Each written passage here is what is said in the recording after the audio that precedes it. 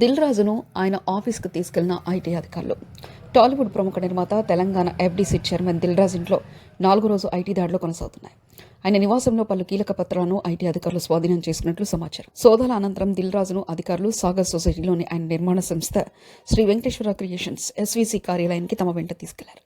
అక్కడ మళ్లీ దాడులు జరిపి పలు అంశాలపై దిల్ రాజును ప్రశ్నించనున్నట్లు తెలుస్తుంది.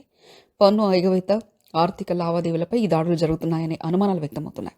దిల్ రాజు నిర్మాణ సంస్థలో పలు కీలక పత్రాలు, లావాదేవీల వివరాలు స్వాధీనం చేసుకోవడానికి ఐటీ అధికారులు ఈ చర్యలు చేపట్టినట్లు సమాచారం.